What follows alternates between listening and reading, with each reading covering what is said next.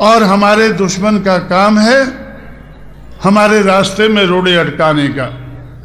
इस बात को समझकर चलना होगा। हमारे दुश्मन का काम है हमारे रास्ते में रोड़े अटकाने का, और हमारा दुश्मन हमें रास्ते से बहकाना चाहेगा, रास्ते से हटाना चाहेगा,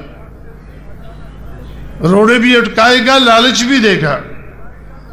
जैसे मायावती को 6 महीने के लिए मुख्यमंत्री बनाने का तय हुआ, मुझे जब 6 महीने पूरे होने वाले थे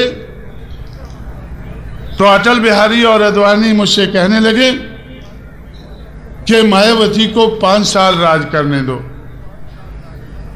मैंने उनसे पूछा कि इस मेहरबानी का कारण क्या है? हम तो 6 महीने के लिए तय किया था, आप 5 साल क्यों दे रहे हैं? उन्होंने कहा कि हमें ऐसा लगता है कि बहुजन समाज पार्टी अगर भारतीय जनता पार्टी के साथ मिलकर चुनाव लड़ती है तो हम पार्लियामेंट में 300 से ज्यादा लोकसभा के मेंबर चुनकर ला सकते हैं। आप हमारे साथ मिलकर केंद्र की सरकार को चलाएं और मायावती उत्तर प्रदेश की सरकार को चलाती रहे। मैंने उनसे कहा कि भाई, आपका लक्ष्य तो मुझे मालूम है, आप इस देश में हिंदुवता का बोलबाला करना चाहते हैं या नहीं चाहते हैं?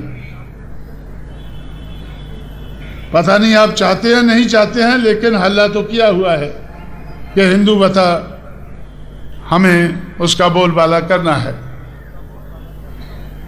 और मैं समझता हूं कि हिंदुवता जो आप कहते हैं वो मनुवाद का दूसरा नाम है। मनुवादी समाज व्यवस्था को आप टिकाए रखना चाहते हैं। मनुवादी समाज व्यवस्था को कांग्रेस भी टिकाए रखना चाहती थी, लेकिन बगैर बोले हुए। मनुवादी समाज व्यवस्था को सीपीएम सीपीआई भी टिकाना चाहती है, लेकिन इसका जिक्र नहीं करती है। लेकिन भारतीय जनता पार्टी तो खुला कहती है कि हमें मनुवादी समाज व्यवस्था को टिकाए रखना है, और कांशीराम और उसकी बहुजन समाज पार्टी कहती है कि हमें मनुवादी समाज व्यवस्था को हटाकर मटाकर मानवतावादी समाज व्यवस्था का इस देश में बोलबाला करना है। तो इस बात को ध्यान में रखते ही जिस दिन मायावती ने ओथ लिया, उसके दूसरे दिन ही हम लोगों ने परिवर्तन चौक बनाना शुरू कर दिया। हम परिवर्तन चाहते हैं और आप स्टेटस को चाहते हैं। मैं समझता हूं कि स्टेटस को और चेंज, ये दोनों साथ साथ नहीं चल सकते हैं। अगर स्टेटस को रहता है तो बदलाव नहीं होता है, अगर बदलाव होता है तो स्टेटस को नहीं रहता है।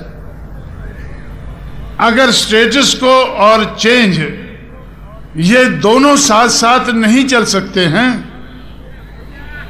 तो हमें समझ लेना चाहिए कि बीजेपी और बीएसपी साथ साथ नहीं चल सकती है। ये बात सही है कि बीजेपी हमारे लोगों का वोट हथियाकर, खरीद करके, लूट करके अपनी पार्टी को मजबूत करती है। हम भी आपका सहयोग लेकर अपने आप को मजबूत कर सकते हैं, हमें कोई एतराज नहीं है। लेकिन अपने आप को मजबूत करके हम अपना एजेंडा पूरा करना चाहते हैं। हमारे सामने एजेंडा है चेंज का, बदलाव का, परिवर्तन का। अगर हम अपना एजेंडा लागू नहीं कर सकते हैं तो हम सरकार नहीं चलाना चाहते हैं। लेकिन केंद्र में बीजेपी सरकार चला रही है, केंद्र में बीजेपी सरकार चला रही है और अपना एजेंडा किनारे रखकर वो अपना एजेंडा सामने नहीं ले पा रही है।